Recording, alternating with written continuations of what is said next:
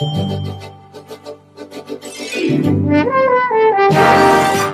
back on our program, Jones and Company. Once again, ladies and gentlemen, I'm your host, Christian Jones, on this special edition of Jones and Company, speaking with our JCN Person of the Year, Sir Franklyn Wilson.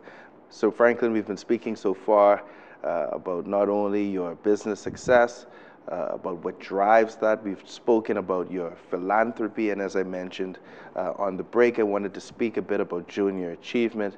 I want to speak about the thought process, what springboarded you into pioneering what has become an institution that now, a decade since its establishment, has gone on to play a vital role in some cases in the advancement of a lot of professionals. 4+ decades. Right.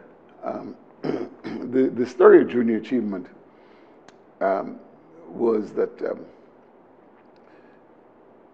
see, what is truth? Truth is that very few ideas are totally new. Something's happened, you know, it came from somewhere. Right. So, a group of us started an organization called the Young Presidents Organization, YPO. And once we started YPO, Sir John Templeton, who is, a lot of people watching this program would know, was a very iconic figure in the world of investments at a global level. But he was a resident here in the Bahamas, out at Lightfoot Key. Sir John was one of the founders of YPO on a global level. So when we started here, he became a very big supporter and so on and so forth. So Sir John was, I remember, the first speaker we had at the first business session we had. And Sir John said, among other things, look, fellas, you've accomplished some things and so on and so forth, but you've got to give back. It's that same theory about giving back. And he said, you know, one of the things I invite you to consider when you think about how you give back is to think about how you can help prepare the next generation of Bahamian business people. Right. And so he then went on to say the best way he could think from all of his experience was the formation of junior achievement. Well, it turns out that the Chamber of Commerce had been trying for a few years prior to that to start junior achievement here. And for whatever reason, it wasn't going. So that's how we got involved. And thank God, through a lot of cooperation and otherwise, junior achievement has gone on to be a very useful thing. I tell you a story. You're an attorney, right? Yes, sir. Well, let me tell you something, and all the attorneys watching this. When we structured junior achievement, we tried to get all the business-oriented professional groups in the country to be charter members, like the Bahamas Institute of Chartered Accountants, the Realtors Association, et cetera, et cetera, et cetera. Right. The one notable group that did not become a charter member of junior achievement was the lawyers. Mm-hmm. And you know why?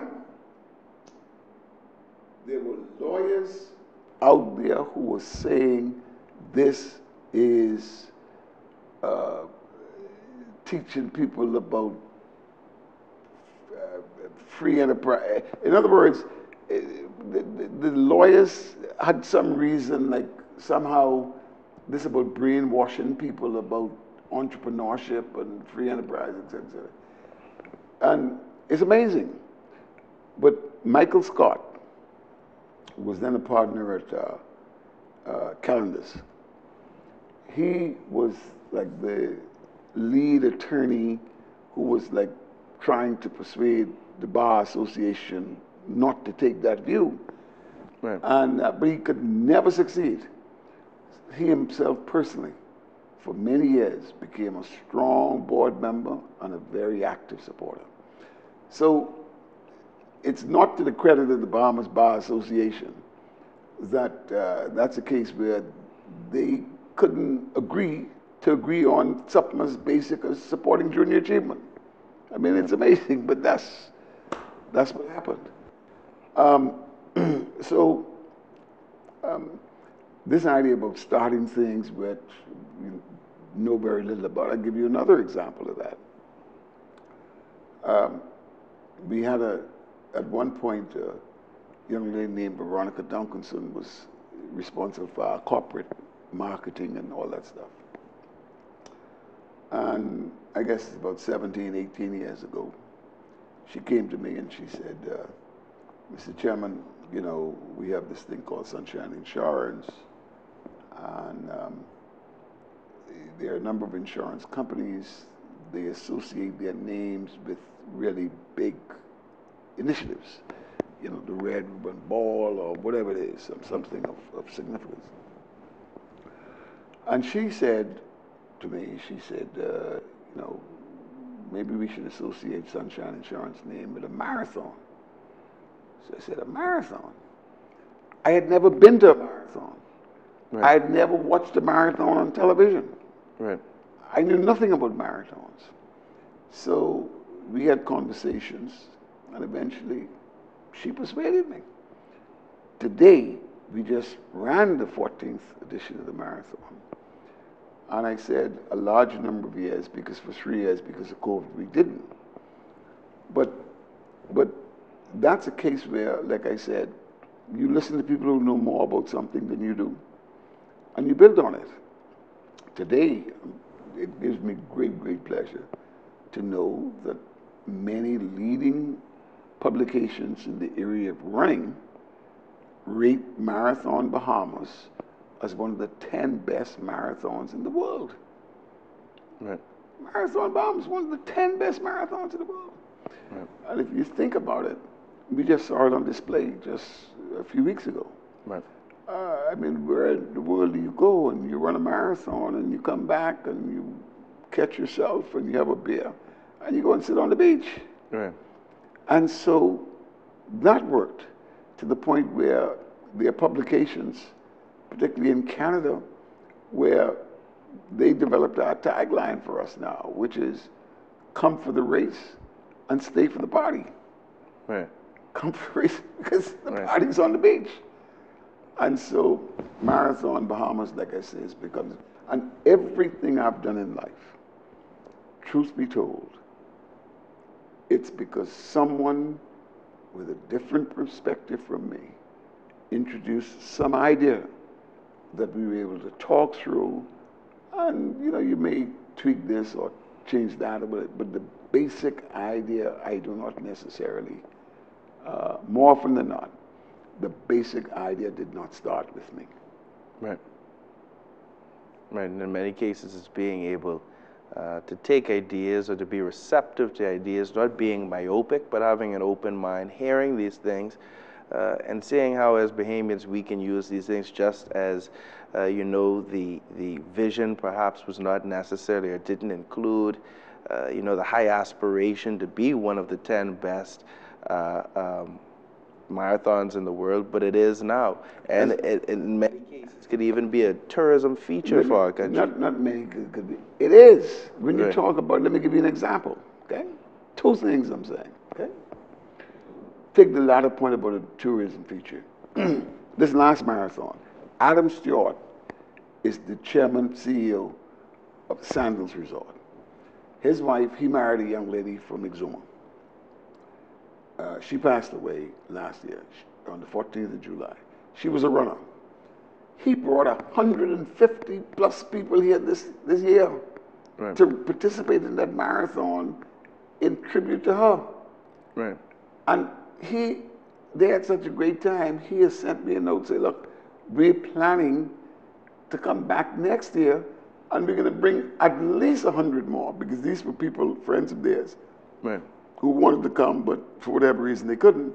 But now that they have more time to plan, he says they're up to over 250 people who are planning on coming to next year. That's an example of, when you talk about the tourism thing, as a matter of fact, it was not an accident that we placed the marathon on the Martin Luther King holiday weekend. When we started, the first marathon we did, it was in February. Vincent Vanderpool Wallace was the minister by the time we did, at the time. And he persuaded us. He pointed out that tourism, the general pattern of tourism in the country, after people go back after the New Year's, things tend to be slow. Right. Until towards the end of January. Right. So the middle of January, was the perfect time to try to do something to get people to come to the Bahamas.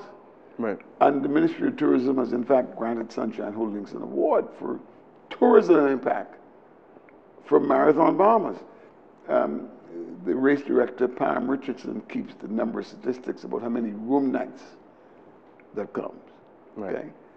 And so, these things always have a way of getting bigger than you. That's how God works, because it all comes from God. Right. We congratulate you on that, Mr. Sir Franklyn.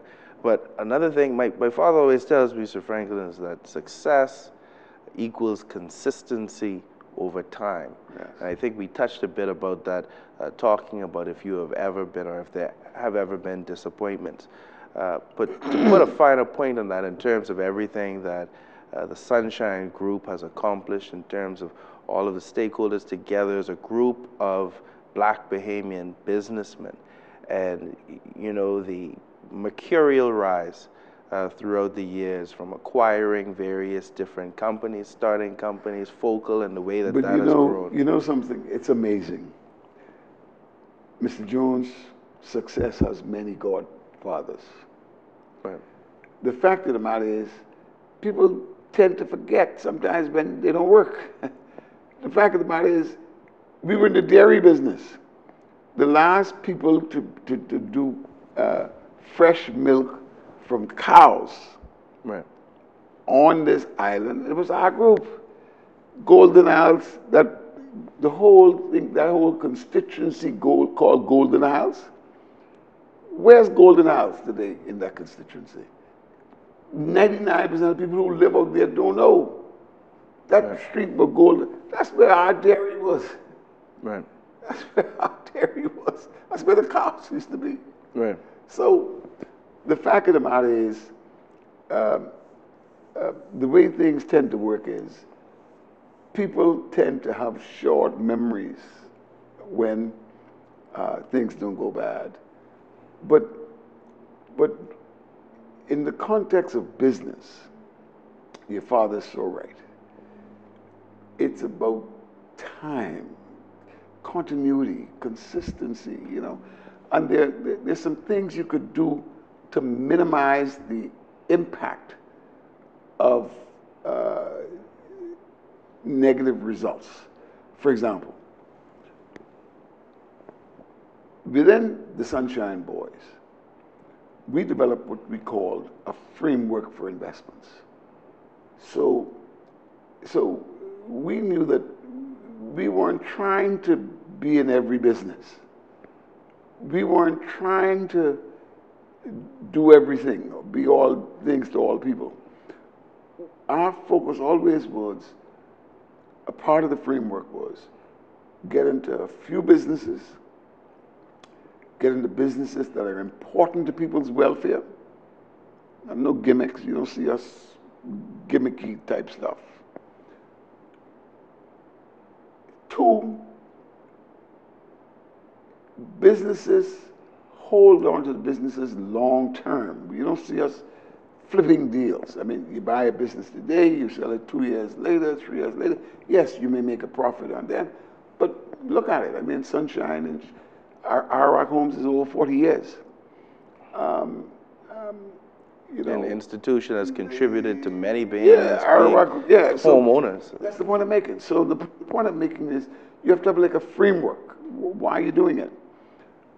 2, technology changes. I mean, don't forget, that building on what used to be the Twin Theater building. Look at what all that's been.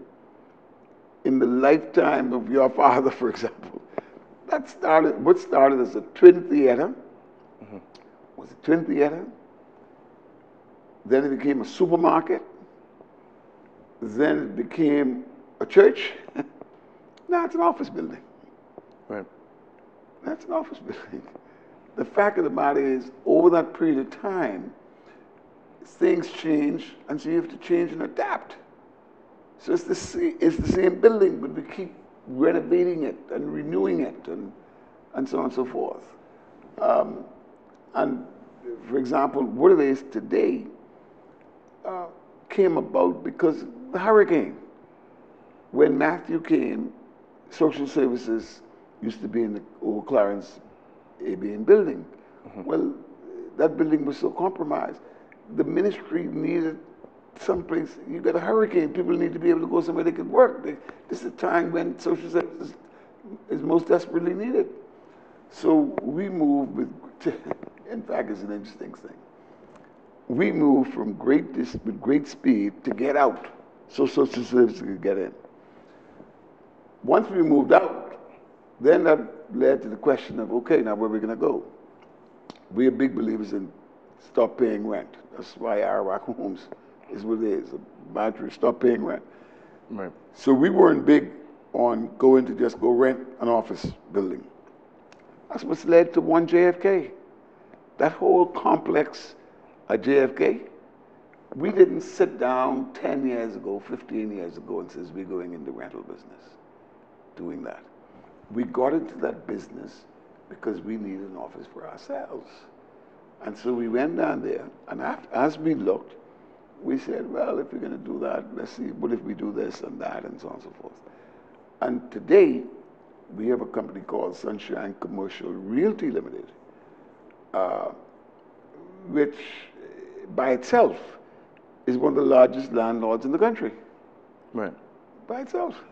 Mr. Wilson, I want to ask you, there's a perception that it is still far too hard for Bahamian business people in comparison to foreign direct investors to get projects up off the ground in the country. You know, people say, but let me say this to you. Unless you're a white man with a briefcase. I've heard that story.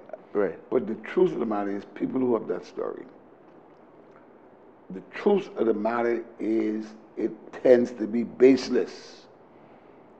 It tends to be baseless. The fact of the matter is, to do a successful business, you need four things. You need land, labor, capital, entrepreneurship. And when I say land, labor, capital, entrepreneurship, the fact of the matter is, today some people may think you don't need land, given the computer national, well, virtual land, okay? But the fact of the matter is, capital, how do you get capital? A lot of the people who are telling you what they say there, you ask them how much they got saved. I don't care what your race is. I don't care where you come from. Whatever the case it is, if you come to me to ask me to put up some of my money, it's reasonably to me ask you how much you're putting in. Right. But if you ain't saved nothing, why should I back you? Right. So where's your skin in the game? What's your skin in the game? So there are a lot of people who go down that road talking that, but I have found more often than not, that's an excuse. That's an excuse to cover up their own. That's why they have not succeeded, because someone didn't give me something, or whatever the case it is. But I find that not to be, more often than not. Don't get me wrong now. I don't wish to be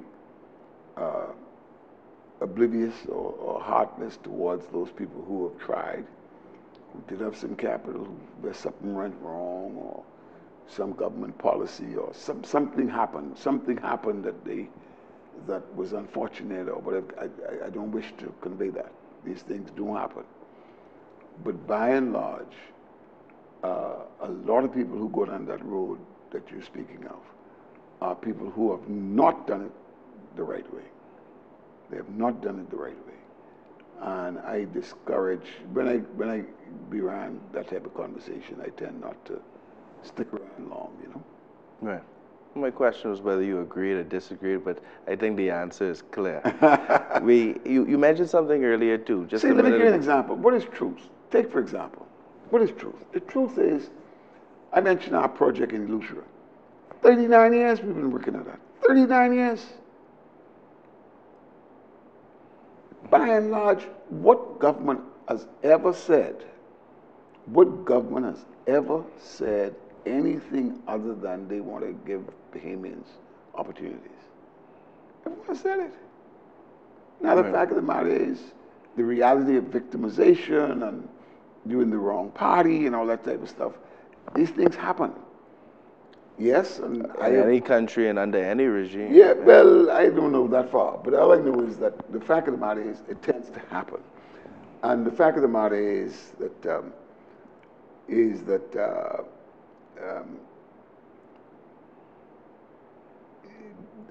let's put it this way: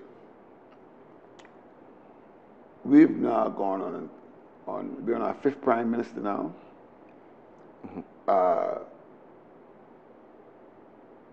All but one, I don't want to get political here. Out of all that we've had prior to now, Mr. Davis, is still early days, but of the first four, there's only one of those four who I have not heard a particular story. Well, even that's not true. All four, I've heard some stories where there's someone who feels they were victimized unfairly. Now, not all four did it to the same degree, or whatever the case it is, but all four is between their conscience and their God as to why they dealt with certain people the way they dealt with them. That's a matter between them and their God. Right. I mean, as we look forward to the development of the country, we'd hope that those things happen in less instances than probably we would have heard stories of in the past. But my next question for you, Sir Franklyn, is about something you said a bit earlier, profoundly about time.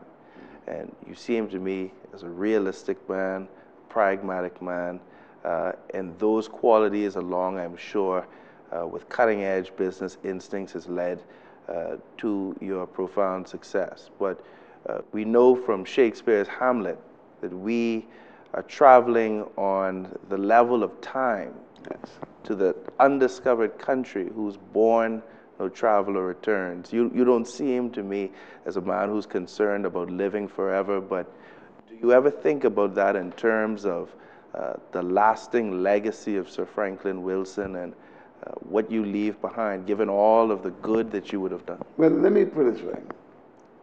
Yes, I am pragmatic enough to know that, look, this is not forever. But I say this. I say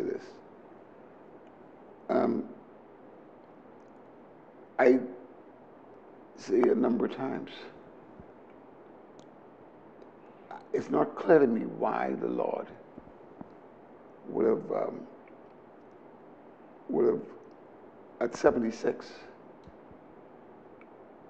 my birthday coming up soon, make me 77, have me working on the biggest business projects of my life.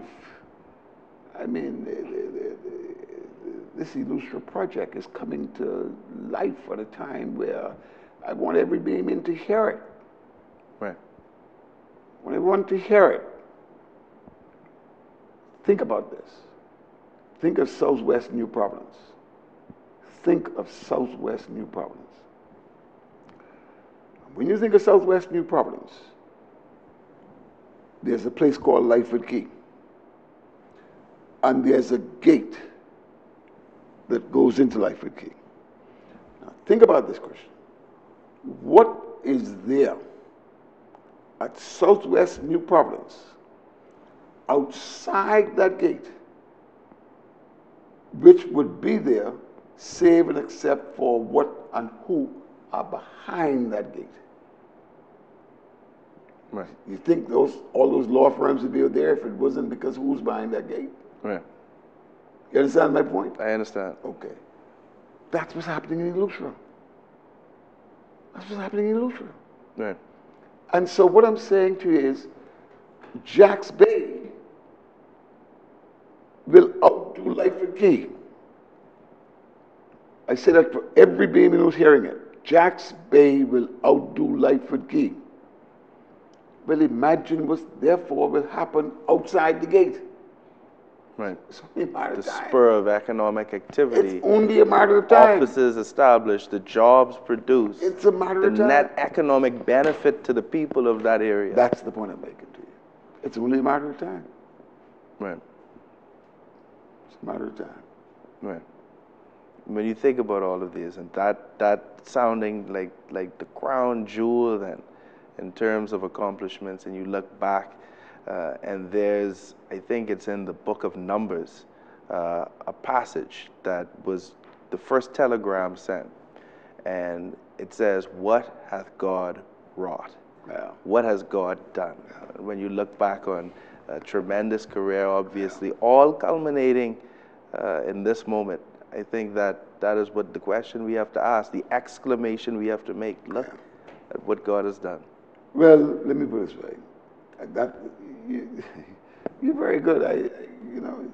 That's a good way of putting it. In fact, I hope your audience raised that question very seriously. But the fact of the matter is, you see sometimes stickability. But at the same time, look, hey, everything you do, take phone call. I'm 77. The deputy chairman is 60 a little bit. That's Anthony Robinson. The chief executive officer, Dexter Adley, is 50 a little bit. It's planning. It's planning. Yeah. I mean, Focall is what it is. It's a company that has a glorious future in part because we plan. The chairman is this old, the deputy chairman is that old, the chief executive officer is this old. I'm committed on everything else that goes into helps success. So succession planning, we're big believers in that. As a matter of fact, the Sunshine Boys, when we started, the People's Penny Savings Bank helped to inspire us. They were doing serious things. They were trying, the People's Penny Savings Bank was the only company we could find in the Bahamas that had a social-oriented mission and was trying to really do some serious stuff, okay? But what became clear to us was that by the time we came along, the best days of the bank were behind it. When you look at it, the penny bank started in the early to mid 50s, and by the early to mid 70s, it was gone. So that's only 2 decades. Right. We finished 5. Right. We finished 5. So that's what makes Sunshine stand out. And the longer the Sunshine Holdings Limited goes, it's tough. You can't start today and pass us as long as we keep going. Right. So based on the machinery that you've put together, based on, like we've been saying, based on the planning, based on the core values of the company, I don't think the sun can ever set on the Sunshine Group of companies. Well, you're very kind, very kind. But the thing is, it can't because of the talent. I mean, within the Sunshine Holdings Group, I mean, the amount of talent, see, we learned, unlike the People's Penny Savings Bank, look at who the founders were. None of them involved in a way where it was merit, not entitlement. Right. Okay? None of them, they weren't thinking about succession the way we think about it. Now, that's not a criticism of them. That's just a matter of historical record. Okay? The fact of the matter is, we were more intentional. But it's not just a question of that, you know. We started with the philosophy. When we started the Sunshine Boys, we said if we borrowed money pay the bank before we start paying dividends. So when we bet, I'll never forget, when we closed the transaction to buy a particular business, and I went and I told my mother we had borrowed $1 million. My mother, who was a straw vendor, she didn't react too well right then. But then later she came back to me. She says, Frank, see, she's a lady with her straw money. She'd count it, and she'd come 1,000. And she'd get a raffia and tie that 1,000. She'd put that under her mattress or wherever she put it. That's what she knew. She thought in terms of 1,000 at a time. So she asked me, say, how much is $1 million? I said, 1,000 of each of them things you get tie up under your mattress, 1,000 of them. That's how my mother thought, 1,000 at a time. So the point that I'm making is that from then to now, if we borrowed the money, we said pay the bank back first. Even to this day, Sunshine Holdings pays its ordinary shareholders a very modest dividend. Because from day one, the idea was grow the shareholder value. And you grow the shareholder value by continually reinvesting. So that's why when you got money saved, not just for a rainy day, but for significant new opportunities. Right. So. Right. Well, Sir Franklyn, we've come to the end of our program today, but it has been informative, it has been educational, it's been inspirational to be able to sit here with you. And once again, I congratulate you on being our JCN Person of the Year. Well, thank you very much. And I want to end the way I began.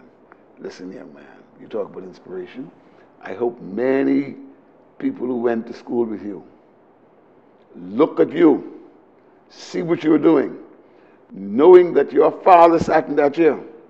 You're doing what he did. You can become the inspiration for the next generation. Best wishes, my friend. Thank you, Sir Franklyn.